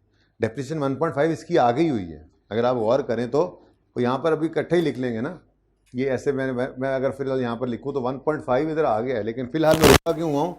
बाकी बिल्डिंग्स की 12 महीने की डेप्रिसिएशन आए तो इकट्ठी लिख लेंगे, तो एंड पे लिख लेते हैं, ठीक है। अच्छा, तो ये एसेट अकाउंट में से हमने निकाल दिया। मतलब आप कहेंगे एसेट अकाउंट में से तो 87 निकाला है, असल में तो एसेट अकाउंट में से 87 निकाला है, लेकिन एक्यूमुलेशन अकाउंट में से भी 4.5 निकाला है। तो ये नेट करें तो कितना बनता है? 82.5 ये निकल गया, ठीक है। अगला काम डेप्रिसिएशन है। बोलो, ये भी डेप्रिसिएशन 17 की है, ये भी डेप्रिसिएशन 17 की है, ये भी डेप्रिसिएशन 17 की है, और ये भी डेप्रिसिएशन 17 की है। ऐसा ही है। ये डेप्रिसिएशन है जाने वाली बिल्डिंग की 6 महीने की 1.5 जो है, और 21.2 जो है ये डेप्रिसिएशन है जो बिल्डिंग्स रिमेनिंग है उनकी पूरे 12 महीने की, ठीक है। तो ये दोनों डेप्रिसिएशंस ऐड करनी है आपने। तो 21.1 प्लस 1.5 22.6। अच्छा, अब अगर इसको आपने वर्किंग 1 कहा है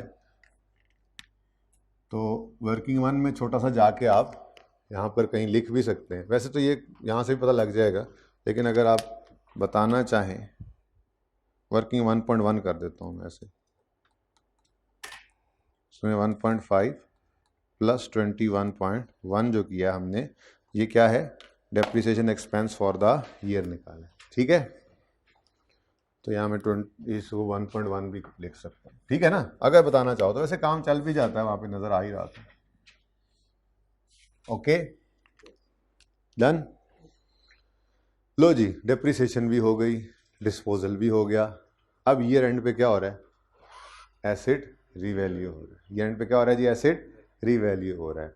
तो रीवैल्यूएशन के दिन पहला काम ट्रांसफर करना है हमने। अब कितना ट्रांसफर करना है? क्वेश्चन ये है, कितना ट्रांसफर करना है? अब ये समझने के लिए थोड़ा सा ज़रा ध्यान से इधर देखिए, यही एक पॉइंट था इसमें। मुझे बताओ 24 के अंदर किस किस की डेप्रिसिएशन पड़ी है? जो बिल्डिंग्स रिमेनिंग रह गई उनकी भी, और जो बिक गई उनकी भी। क्या ख्याल है? ये 24 है। इसके अंदर रिमेनिंग बिल्डिंग्स की कितनी डेप्रिसिएशन पड़ी है ना? रिमेनिंग बिल्डिंग्स की 21 और जाने वाली की 3। ये 16 वाली डेप्रिसिएशन। ये 16 का क्लोजिंग ही 17 का ओपनिंग बना हुआ है ना। मैं कह रहा हूँ 24 के अंदर सारी बिल्डिंग्स की डेप्रिसिएशन पड़ी हुई है। डिस्पोजल की कितनी है उसमें? 3, और जो रह गई हैं उनकी कितनी है? 21। तो मैं यहाँ पे तोड़ के इसको लिख सकता हूँ कि 21 तो है रिमेनिंग बिल्डिंग्स की डेप्रिसिएशन इस 24 में, प्लस 3 जो है वो डिस्पोज होने वालों की है। ठीक है। फॉर द ईयर डेप्रिसिएशन अभी निकाल के आए हैं, इसको छोड़ें। अब यहाँ से मैं उड़ा ही देता हूँ, यहाँ से उड़ा देता हूँ, फिर वहाँ पे जब कर रहा हूँ वर्किंग तो यहाँ पे फिर क्यों मैंने दोबारा कहूँ ऐसे, छोड़ो इसको उड़ा देता हूँ जी। अभी जो हमने डेप्शन लिखी है ये 22.6, ये कैसे निकली है बताओ? बोलो। 21.1 प्लस 1.5 प्लस 1.5। अब मुझे एक बात बताओ, अगर मैं ये आपसे पूछूं कि वैसे तो हमें निकाल भी ली थी फिगर, लेकिन यहाँ वैसे ज़रा समझा रहा था, मैं आपसे अगर पूछूं कि यहाँ तक जो डेप्रिसिएशन है उसमें डिस्पोज होने वाले एसेट की कितनी डेप्रिसिएशन है? 4.5। इस 4.5 को हमने क्या किया है? ये हमने निकाल दिया। सही है। अगर ये टोटल है, ये टोटल था ना, ये टोटल में से अगर 4.5 हमने निकाल दिया है तो रिमेनिंग क्या है? बोलो बोलो बोलो बोलो बोलो। 42 पॉइंट, जल्दी कर लें। ये सारी डेप्रिसिएशन है, ओपनिंग में भी डिस्पोजल की पड़ी है, फॉर द ईयर में भी डिस्पोजल की पड़ी है। इनकी टोटल डेप्रिसिएशन जो है ये सारी बिल्डिंग्स की डेप्रिसिएशन है। बोलो, इसमें से 4.5 अगर निकाल दें तो बाकी कितना बचता है? ये 42.1 रीवैल्यूएशन के दिन डेप्रिसिएशन का एक्यूमुलेशन का बैलेंस। ठीक है, इसको क्या कर देंगे हम? ट्रांसफर। इसको क्या कर देंगे? ये बाकी जो बच गया यूं समझ लें, ठीक है ना, ये 42.1 यही बाकी बचा है ना, तो इसको क्या कर दो अब? ट्रांसफर 42.1। बोलो एंट्री, बोलो आ गया। तो एक्यूमुलेशन डेबिट, एसेट क्रेडिट, ठीक हो गया। और उसके बाद जी लॉस आ गया 107.9, बस इसी कॉलम को ही हमने देखना था, तो 107.9 माइनस हो गया। बताइए जी क्लोजिंग क्या आ रहा है? ये सही होता ही ना अगर ये बैलेंस डिफरेंट हो जाता तो। 463 लेटेस्ट रीवैल्यूड अमाउंट ही आ रही है। ठीक है, तो क्लोजिंग इधर भी बता दो, क्लोजिंग क्या बनता है जी? क्लोजिंग 0, और ये हमारा 463 ही वर्किंग में भी नज़र आ रहा था ना। 463 minus 0 is equal to 463। Revaluation model है, स्ट्रेट लाइन मेथड है, और इस साल जो डेप्रिसिएशन निकाली है आपने 21.1 है या 1.5 है, ये कितनी लाइफ यूज़ करके निकाली है? देख लो यहाँ पे 29। चलो ये अगली वाली की बात करें तो ये 29 और ये 29, ठीक है, तो ये 29। ओके, सही है, पॉज कर।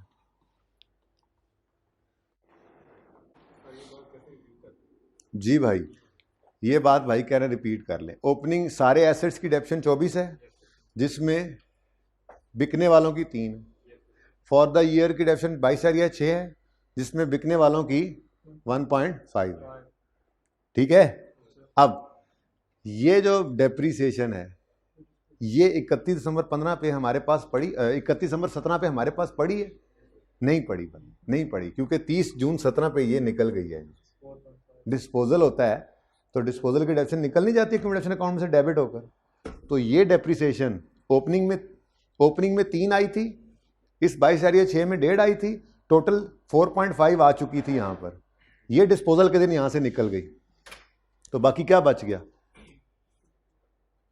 ये क्या है? ये रिमेनिंग बिल्डिंग्स की डेप्रीसिएशन है 31 दिसंबर 17 तक की, आज तक की, जिस दिन रीवैल्यूएशन हो रही है। इसको क्या कर देंगे? ट्रांसफर। ठीक है, यही पॉइंट था इस सवाल में, और कुछ भी नहीं था। नहीं समझ आया? फिर समझा देता हूं, फिर समझ लो। ये टोटल 24 की डेप्रीसिएशन है, जिसमें डिस्पोजल की 3 है और जो रिमेनिंग बिल्डिंग है उनकी 21 है। ये 22,6 की total depreciation for the year है, जिसमें 1.5 की डिस्पोजल की और बाकी रिमेनिंग की। डिस्पोजल की कितनी डेप्रीसिएशन आज तक हमारे पास एक्यूमुलेट हो चुकी है? 4.5। ये मैंने यहां पे निकाला भी था, ये 4.5 लेटेस्ट रिवैल्यूएशन से डेट ऑफ सेल तक की डेप्रीसिएशन 4.5। तो ये हमने क्या करना होता है? एसेट अकाउंट में से उसकी रिवैल्यूड अमाउंट निकल जाती है और एक्यूमुलेटेड डेप्रीसिएशन अकाउंट में से उसकी एक्यूमुलेटेड डेप्रीसिएशन निकल जाती है। तो ये एक्यूमुलेटेड निकल गई। अब बाकी कितनी बच गई? यही बचनी है। आप ये टोटल करो ना, आप इसको टोटल करो। ये 46.6 है, 46.6 में से 4.5 माइनस कर दो, बाकी क्या बच जाता है? 42.1। ये किसकी डेप्रीसिएशन है? ये रिमेनिंग बिल्डिंग्स की है। ये साल के शुरू की है, ये इस साल की है, तो टोटल 42.1 ये है उन बिल्डिंग्स की एक्यूमुलेटेड डेप्रीसिएशन 31 दिसंबर 17 तक की, जो अभी हमारे पास है। अब इनको हमने क्या करना है? रीवैल्यू। तो फिर क्या करोगे? ये 42.1 को ट्रांसफर करके और फिर इसको रीवैल्यू कर लोगे। अब समझ आ गई? किधर से आ गए तुम? छुट्टी दी हुई थी आज, जिब लोग यार, तुम लोग दीवाने हो। चलें जी, अब जल्दी से प्लांट को कर लेते हैं। ठीक है, कर लें, चलो।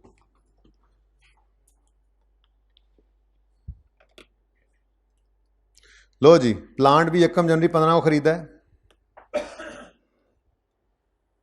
475 का 25 साल लाइफ है, स्ट्रेट लाइन मेथड है, कॉस्ट मॉडल है, और 31 दिसंबर 16 पर उसकी रिकवरेबल अमाउंट है कुछ असेस हो रही, और ड्यूरिंग 17 उसका मेथड ऑफ डेप्रिसिएशन चेंज हो रहा है।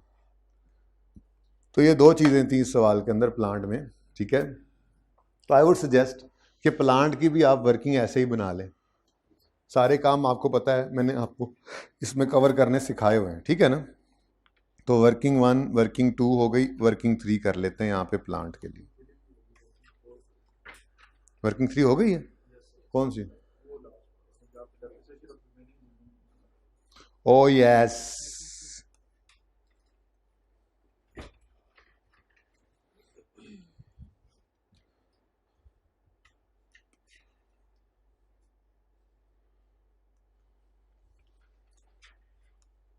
डेट, डिस्क्रिप्शन ना, कोई रिवैल्यूएशन सरप्लस नहीं। अच्छा, पहली बात है वैसे तो एसेट आना है अभी, लेकिन दूसरी बात ये रिवैल्यूएशन मॉडल वाला है ही, तो बस प्रॉफिट एंड लॉस ऐड कर लेंगे, लेकिन हम तो वो भी नहीं करते होते, हम तो उसके भी अलावा काम चला लेते हैं, आपको पता ही है। इसमें बहरहाल रखना होगा तो रख लेंगे प्रॉफिट एंड लॉस का कॉलम। ठीक है, ये कॉस्ट मॉडल है, सब्सिक्वेंट मेजरमेंट मॉडल कौन सा है? कॉस्ट। ओके, चलो जी शुरू कर दो जी। 1 जनवरी 2015 पर कॉस्ट कितनी थी प्लांट की? 475, और लाइफ 25 साल, स्ट्रेट लाइन मेथड है, तो 475 डिवाइडेड बाय 25, नहीं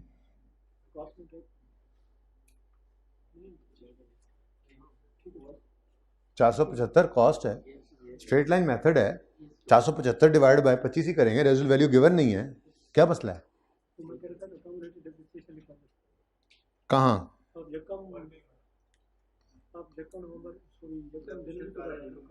अच्छा अच्छा अच्छा, हाँ ये मेरी गलती है, मैंने माना 475, मैं बुक वैल्यू लिखने लगा था। चलो स्टेप बाय स्टेप चलते हैं। वैसे हम चल सकते थे, हम 31 दिसंबर 16 तक डायरेक्ट आ सकते थे। बहरहाल चले चले, कॉस्ट तो लिख लिया ना। अब 31 दिसंबर 15 की बजाय 31 दिसंबर 16 पे डायरेक्ट आ जाए कि ना आए? जर्नल एंट्री तो मांगी नहीं हर साल की, और नोट भी कौन कौन से साल का है? 16 और 17 का। तो 31 दिसंबर 16 तक आ जाएंगे तो कोई इतना मसला नहीं होने लगा मेरे ख्याल से। ठीक है, तो 31 दिसंबर 16 पर मैं ज़रा जंप करके आ गया, नहीं दिल कर रहा तो ना करो, कोई मसला नहीं जी। और 475 डिवाइड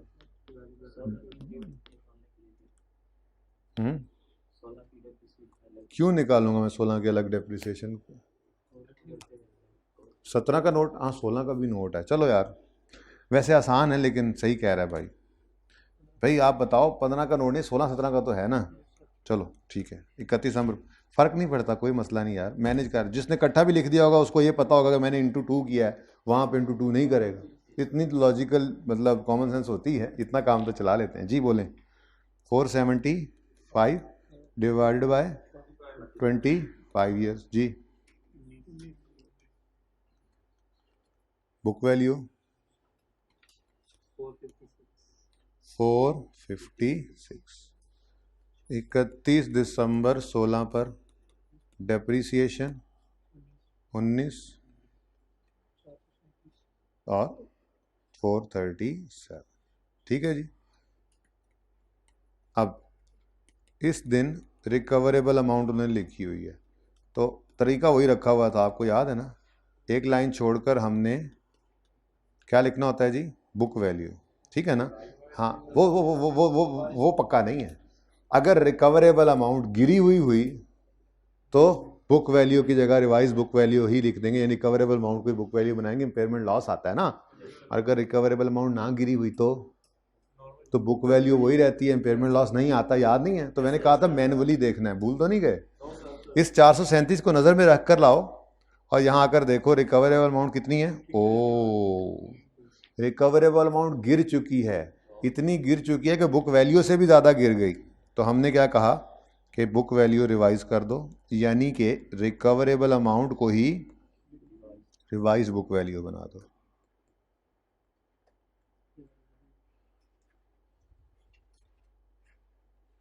ठीक है जी। बोलें कितना?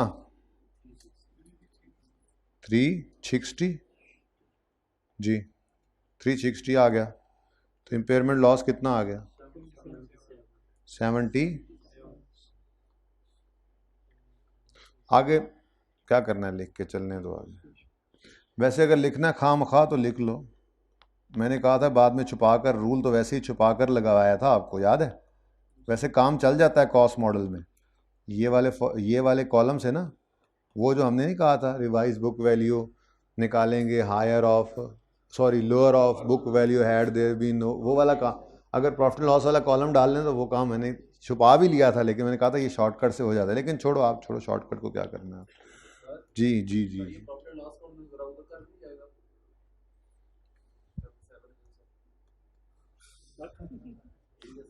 मैं चाहूँगा कि यहाँ पर आपको ये मसला ना हो। मैं चाहूँगा कि आप ये ना सोचो कि यहाँ रीवन सरप्लस आना है, क्योंकि ये कॉस्ट मॉडल पे पड़ा है प्लांट, इसमें रीवन सरप्लस आ ही नहीं सकता, आ ही नहीं सकता। ओके, मैंने यूँ करके देखा, आगे से यूँ करके देखा। अच्छा जी, उसके बाद भाई क्या हुआ, ये तो 16 में मामला हो गया। अब वो कहते हैं ड्यूरिंग 17 मेथड चेंज हुआ है। तो ड्यूरिंग 17 का मतलब यकम जनवरी 17 से ही लेकर आएंगे। ठीक है, शुक्र है ड्यूरिंग जी।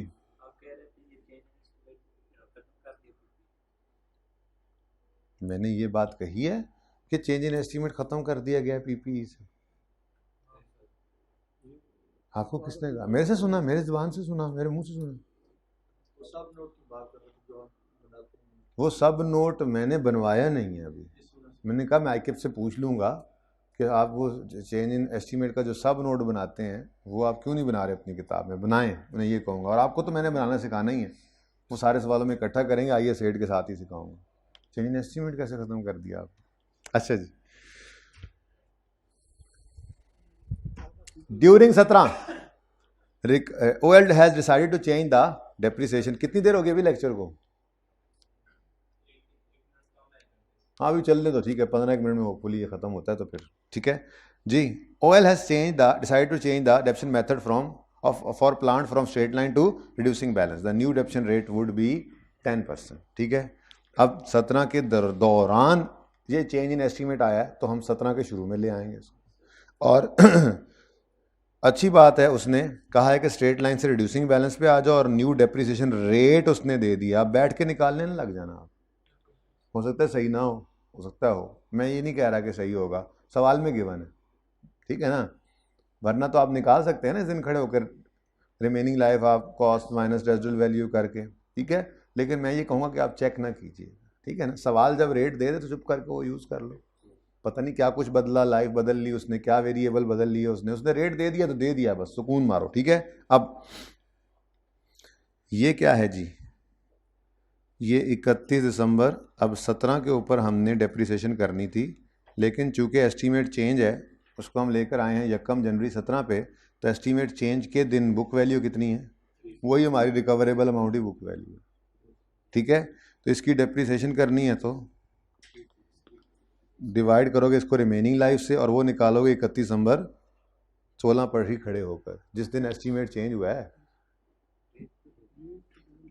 हैं हाँ, रेट गिवन है, ज़िंदगी आसान हो गई। चलो अच्छी बात है, अच्छी बात है, ये तो ज़िंदगी आसान होगी। 360 into 10% book value at the date of change in estimate. अच्छा वैसे अगर ये चेंज इन एस्टीमेट ना होता और ये रिड्यूसिंग बैलेंस मेथड ना भी होता, लेकिन वो यूँ कह देता चेंज इन एस्टीमेट हुआ और अब रेट 10% है, तब भी इसी 360 पे रेट लगना था, क्योंकि चेंज इन एस्टीमेट वाले दिन की बुक वैल्यू पे हम रेट या आगे उसको लाइफ के लिए चलाते हैं, ठीक है ना। बहरहाल ऐसा कुछ नहीं है, तो ये मैं मिटा रहा हूँ, ज़रूरत नहीं थी इसकी मुझे, ठीक है ना। ओके, रिवर्सल हो तो फिर देख लेंगे, वरना ऐसे क्यों टाइम ज़ाया करें। जी बोले।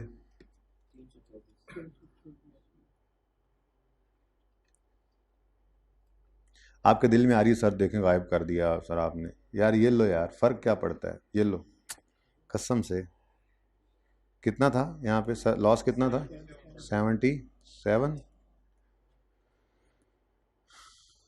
परेशान बहुत जल्दी, बातें मत करो यार, 2 बच्चे आगे बातें कर रहे हो, कौन बातें कर रहे हो? 2 नहीं है वैसे, हो तो गए हैं 10-12। अच्छा अब भाई नशर तो आपको पता है सेम ही होता है, आप कहोगे सर ने बताया नहीं, देखा समझ नहीं आ रही थी ना, अभी गोल कर आ गए जी। ये कितना हो गया? 8 कर लो ना, 8 कर लो। अब ये कौन सा मैंने आगे यूज़ करना है बस, ठीक है जी, ठीक है। अभी तो देखो मैं इसलिए कह रहा था रहने दो, क्योंकि पीपी का नोट बनाते हुए तो हमने वैसे ही मेन नोट के अंदर, और सरप्लस की मूवमेंट होती है तो इनको ओपन कर लेते हैं ये जिनको छुपा के आए हैं, लेकिन लॉस की तो कोई मूवमेंट नहीं बनाते, तो प्रॉफिट एंड लॉस है, तो इसको कोई ज़रूरत नहीं थी लिखने की, मैं ये कह रहा था। बहरहाल मैंने लिख के काट दिया। लो भाई, वर्किंग इज़ कंप्लीट, ये हमारा प्लांट। अब अगर ये 18 में रिवैल्यू दूसरा होता है, इसकी रिकवरेबल अमाउंट ज़्यादा आ जाती तो आती तो फिर देखते ना, फिर जाहिर है रिवर्सल होता है, उसका उसूल पढ़ाया हुआ है अलग से, ईद से पहले करा के भेजा था, लेक्चर लिया था ईद से पहले वाला। अच्छा तुम बाद वाले हो, ठीक है। हाँ वो तो यूट्यूब पे भी पढ़ा होगा, लेक्चर गालिबन 27 था, 27 था जहाँ तक मुझे याद हुआ, हैवी लेक्चर था। बच्चे घर चले गए थे, हमने भी पीछे मंड के पढ़ा था जी, ताकि अगली बार अगली ईद को जब छुट्टी दी जाए तभी जाएँ, इसलिए जी। तो वो सुन लेना भाई, ये सारी बातें डिस्कस हुई हैं उसमें। अच्छा जी, अब ये तो था, जैसे ये था बिल्डिंग के लिए, ऐसे ही प्लांट के लिए भी हम यही उसूल रखते हैं। स्टार्टिंग पॉइंट है हमारा 1 जनवरी 16 नोट का, लेकिन हम ले जाएंगे अपने आप को 31 दिसंबर 15 पे, और उस दिन खड़े होकर एसिड से पूछेंगे भाई एसिड तुम कभी रीवैल्यू हुए हो? वो कहेगा भाईजान मेरा मॉडल ही कॉस्ट है। हम कहेंगे अच्छा इसका मतलब एसिड अकाउंट में कॉस्ट पड़ी होगी 475, तो 31 दिसंबर 17 का क्लोजिंग 475 है, तो 1 जनवरी 16 का ओपनिंग भी 475। जी वो तो मैं देख लेता हूँ, यहाँ तक को मसला। ये 19 क्या बोल रहे हो? 19 अच्छा वो अगली बात कर रहे हो। नेक्स्ट अब 31 दिसंबर 16 पे खड़े हैं, ये एसेट कभी रीवैल्यू नहीं हुआ तो एक्यूमुलेटेड ऑप्शन अकाउंट के अंदर पड़ी होगी इसकी डेट ऑफ परचेज से 31 दिसंबर 15 तक की डेप्रिसिएशन। तो डेट ऑफ परचेज से 31 दिसंबर 15 तक की डेप्रिसिएशन कितनी है? सिर्फ 19। ये 31 दिसंबर पर क्लोजिंग बैलेंस है, यकम जनवरी 16 का यही ओपनिंग बन जाएगा। अब इसको आप रेफर कर दो वर्किंग नंबर 3 से, 4 है वर्किंग 4।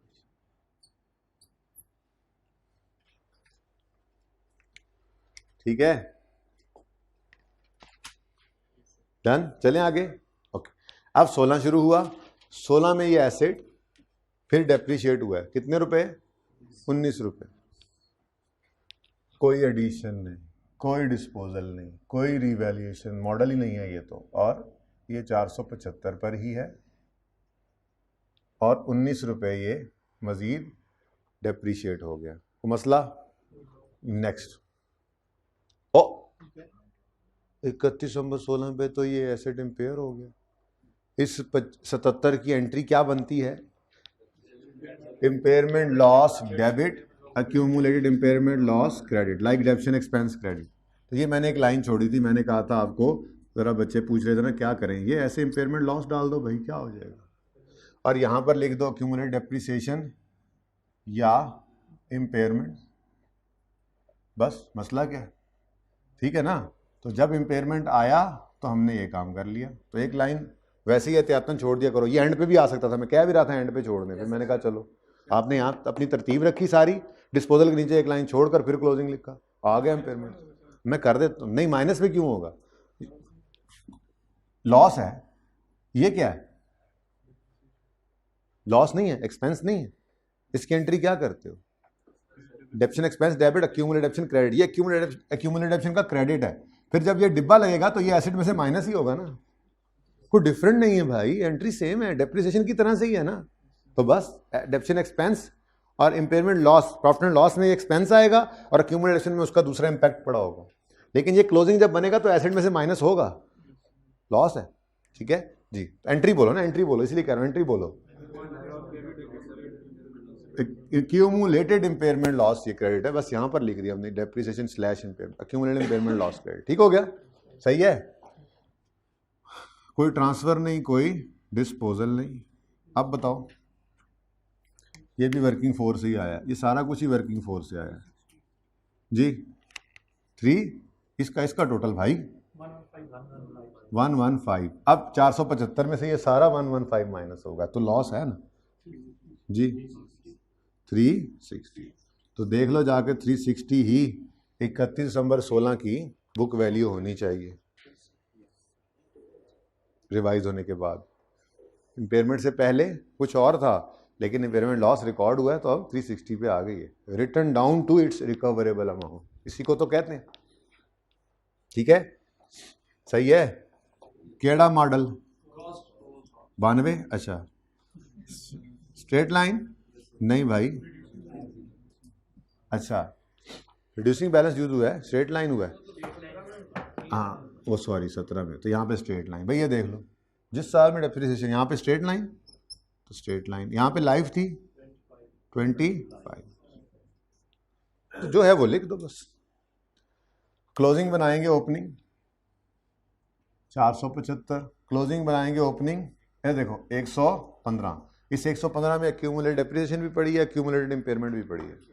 ठीक हो गया, कोई एडिशन, कोई डिस्पोजल, कोई रिवैल्यूएशन, कख भी नहीं, 475। ठीक है, बस डेप्रिसिएशन है 17 की, कितनी है 36 रुपये, तो ये 36 यहाँ पर आ गया। यहाँ पे आपने लिख दिया वर्किंग 4। वर्किंग का रेफरेंस देते रहा करो, कहीं मेरे से रह गया तो माफ़ कर दो। इसमें इम्पेयरमेंट थी नहीं और इसमें इम्पेयरमेंट इस साल आई नहीं। इम्पेयरमेंट लॉस हर साल नहीं आता लाइक डेप्रिसिएशन। इम्पेयरमेंट लॉस तो इंडिकेशन पर टेस्ट लगने पर कभी आ भी सकता है, कभी नहीं भी आ सकता। ठीक है जी, ये तो वैसे ही कोई नहीं थे, डिस्पोजल भी नहीं है, तो क्या बन गया 151। अब 475 में से 151 माइनस करो, 300, मॉडल कॉस्ट, और अब देखो ना इस 36 के लिए क्या यूज हुआ है, तो वो रिड्यूसिंग बैलेंस मेथड वाला रेट भी लिख दो। ठीक है जी।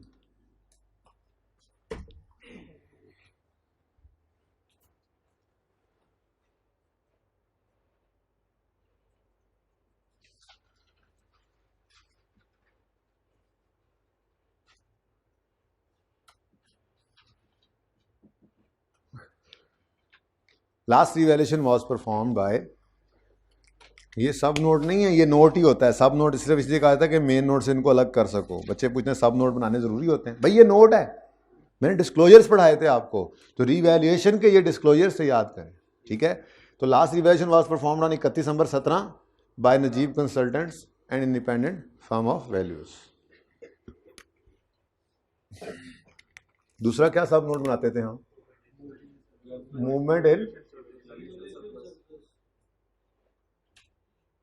Movement in revaluation surplus 31 December 17, 31 दिसंबर 16। क्या कुछ आता था इसमें maximum? Arose, adjusted, transferred to retained earnings, बस ट्रांसफर्ड लिख दो काम चलेगा, और क्लोज।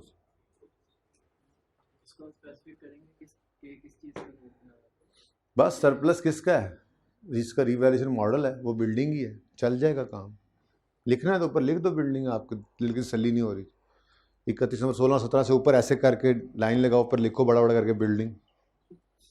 हाँ कोई मसला नहीं उसमें, सही है। अच्छा जी, अब अगेन मैंने कहा था इस सब नोट के लिए भी आपने 1 जनवरी 16 पे ओपनिंग निकालना, खुद को लाकर खड़ा करना है 31 दिसंबर 15 पे, और 31 दिसंबर 15 पे आके अब आपने तो ये इस तरह से ब्लैक नहीं ना किया होता, अब आपने इसको ओपन करना है और 31 दिसंबर 15 पे खड़े होकर देखना है कि क्या कोई रिवैल्यूएशन सरप्लस आ रहा है। ओ आ रहा है। 31 दिसंबर 15 पर क्लोजिंग रिवैल्यूएशन सरप्लस कितना है? उसी दिन तो आया था 120, तो 1 जनवरी 16 को ओपनिंग सरप्लस भी फिर क्या बन गया? 120। डन। उसके बाद यहां से आगे देखो तो 120 के बाद कुछ अरोज हुआ, कोई एडजस्ट हुआ, यानी लॉस आया नहीं, सिर्फ क्या है? ट्रांसफर 4.1। तो ना कोई अरोज है ना कोई एडजस्टेड है, बल्कि ट्रांसफर हुआ 4.1 जी। टोटल क्लोजिंग कितना आ गया?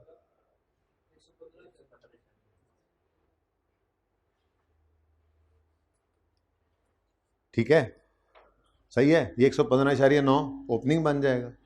उसके बाद 16 का साल खत्म हो गया, 17 शुरू हुआ। 17 में मैंने आपको बताया था ये सारे ही क्या हैं? ट्रांसफर है। याद है इन तीनों की एंट्री ये होती थी। ये 6 महीने की डेप्शन चार्ज करते थे तो इसकी एंट्री होती थी revenues surplus debit retained earnings credit. ये डिस्पोजल होता था तो हम कहते थे ये 22 पड़ा है, इसको निकाल के फेंक दो, revenues surplus debit retained earnings credit. और ये 3.3 की भी एंट्री होती थी रिवेंस सरप्लस। तो ये सारों की एंट्री एक ही है, revenues surplus debit retained earnings credit. Total कितना बनता है?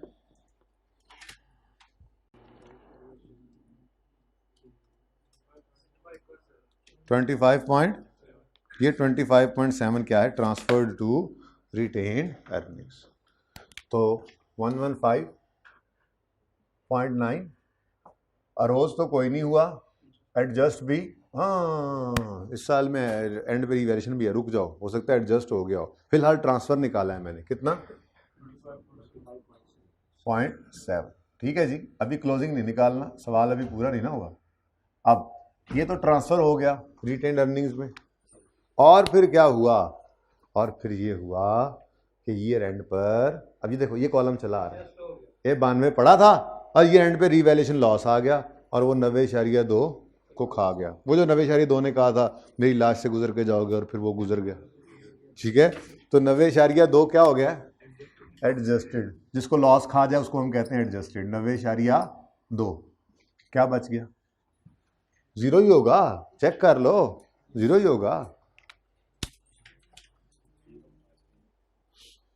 0.0 कह रहा है भाई। मजाक करते हो। 9.3 had there be no revaluation, ये कॉस्ट मॉडल वाला।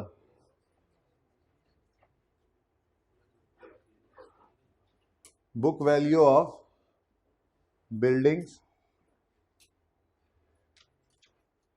वुड हैव बीन 31 दिसंबर 17, 31 दिसंबर 16।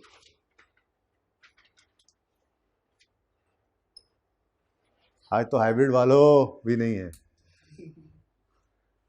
असलियाँ पैया ने गलियां हैं, ना वो कैमरा चल रहा है उनका, ना वो मॉनिटर में नज़र आ रहे हैं। उदास हो गया मैं उनके लिए। तो हाइब्रिड वालों घर बैठ के जो लेक्चर ले लो, cost less accumulated depreciation book value, ऐसा ही है। अब वर्किंग नंबर 4 तक पहुंचे हुए हैं हम, बोलो। तो ये छोटी सी वर्किंग 5 ओपन कर लेता हूं मैं, जिसमें ये हम छोटी छोटी वर्किंग्स कर लेते हैं जी। 31 दिसंबर 16 पे खड़े होकर सारी बिल्डिंग्स मौजूद है ना, ठीक है। कॉस्ट मॉडल है तो सिंपल कॉस्ट तो आ जाएगी 4, आर यू श्योर? ये बिल्डिंग्स हैं, बिल्डिंग्स, ठीक है। हाँ 600, तो 600 कॉस्ट है, ये तो लिख देंगे डायरेक्टली 600, ठीक है। इनकी एक्यूमुलेटेड डेप्रिसिएशन, तो वर्किंग 5 के अंदर मैंने एक्यूमुलेटेड डेप्रिसिएशन निकालनी है। 600 कॉस्ट थी डिवाइडेड बाय लाइफ कितनी थी 30। अब 1 जनवरी 15 को ये एसेट्स, ये बिल्डिंग्स खरीदी थी, रीवैल्यूएशन ना होती तो 31 दिसंबर 15 तक 1 साल गुजर जाता है, 31 दिसंबर 16 तक 2 साल, तो इंटू 2 क्या आंसर आता है? Book value 560।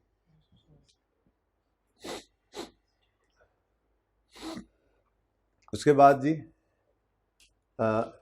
नेक्स्ट अगला साल। अब अगले साल में मैंने आपको कहा था, घर पे कहा था होमवर्क में लेजर बनाना 17 के साल 16 के साल का, लेकिन फिर मैं आपको कहा था डिस्पोजल को समझो है ही नहीं, डिस्पोजल है ही नहीं, और बाकियों की डेप्रिसिएशन ले लो, प्रूफ कर लेना आप। देखता हूँ आज टाइम है तो वो कर लेंगे, फिलहाल तो 600 माइनस 66 कितना बनता है? 544। ये क्या है? 600 सब बिल्डिंग्स की कॉस्ट थी, 66 वो जो बिक गई। तो अगर 30 जून पर बिक गई है तो क्या 31 दिसंबर 17 पे पड़ी होगी? 30 जून 17 पे अगर बिक गई है 66 वाली बिल्डिंग, तो क्या 31 दिसंबर 17 पे पड़ी होगी? तो फिर इसको माइनस करके बाकी कॉस्ट पड़ी होगी ना। क्या 30? अच्छा 534, ठीक है। अच्छा अब ये रिमेनिंग बिल्डिंग्स की कॉस्ट, अब बस इसी रिमेनिंग बिल्डिंग्स की कॉस्ट को डेप्रिशिएट कर लेते हैं, डिवाइडेड बाय 30 इंटू 1 जनवरी 15 से 31 दिसंबर 15, 31 दिसंबर 16, 31 दिसंबर 17, 3 साल। बोलो 53.4। श्योर? ये देख लो, 2-3 बच्चे तो चेक कर लो क्या हो गया है भाई, क्या करने आए हो आप? पिकनिक करने आए हो? हाँ 53.4, 3 साल से मल्टीप्लाई किया ना। ओके जी, बुक वैल्यू 480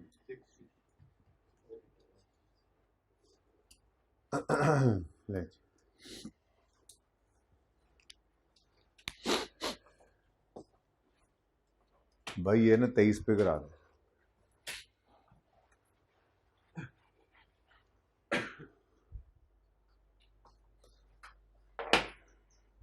अच्छा ये जो मैं कहता हूँ कि 31/17 पे खड़े होकर ऐसे समझो जैसे डिस्पोजल वाला एसेट कभी था ही नहीं, इसको मैंने कहा था प्रूव करने के लिए ना, इसको प्रूव करने के लिए आपने घर पे बिल्डिंग का अकाउंट बनाना है।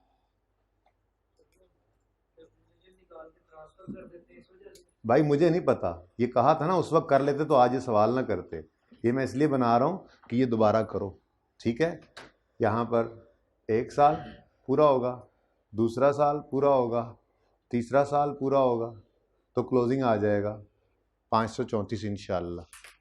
ऐसे ही पहले साल की क्यों रिडक्शन होगी, दूसरे की होगी, तीसरे की होगी, तो ये इस तरह से बनाकर आप देखोगे ना, यहाँ पे कहानी शुरू होगी 1 जनवरी 15 एसिड डेबिट कैश क्रेडिट से, ठीक है ना। तो ये 3 साल का लेजर और ये 3 साल का लेजर बनाना 480 प्रूव हो जाएगा। मैं नहीं बताऊंगा, मैं तो शॉर्टकट बता दिया।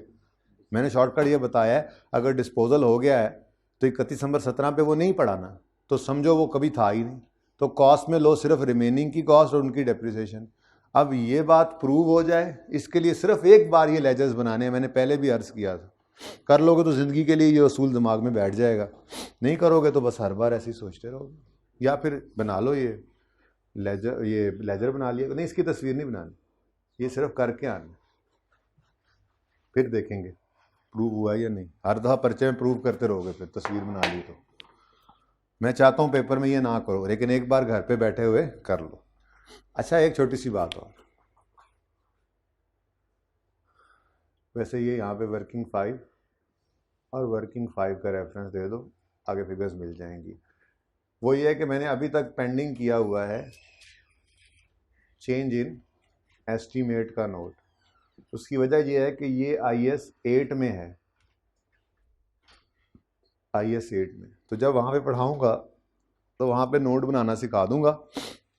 अभी तक कौन कौन से सवाल के अंदर ये आ चुका है, एक कार्ली वाले सवाल में आया था चेंज इन एस्टीमेट, एक सुकी लिमिटेड वाले सवाल में आया चेंज इन एस्टीमेट, पियानो वाले में है चेंज इन एस्टीमेट में, उसमें नोट नहीं बनाना था ना, ठीक है। और एक हमारे इस सवाल में, तो ये नोट करते रहो, कोई एक बच्चा जिम्मेदारी ले ले जो ये लिखेगा कहाँ कहाँ चेंज इन एस्टीमेट। हमने जितने सवाल किए हैं उनमें से किस किस में चेंज इन एस्टीमेट आ रहा है, कौन करेगा। हेलो भाईजान, कैमरे वाले भाई, आपके ज़िम्मे लगा रहा हूँ और साथ आपके ज़िम्मे लगा रहा हूँ, 2 बंदों के। क्या जितने सवालों में चेंज इन एस्टीमेट आया नोट के सवालों में, उनको एक जगह लिख के रख लेना, ताकि जब IS 8 में चेंज इन एस्टीमेट का नोट बनवाऊँ तो उन सब सवालों में आकर हम जो है वो बना लें नोट, ठीक है। अच्छा जी,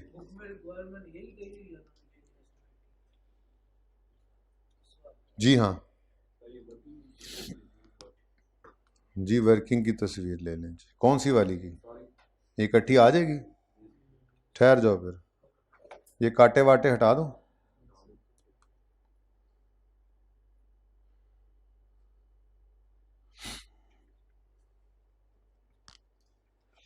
ठीक है जी, आप पार्ट 2 शुरू कर दें।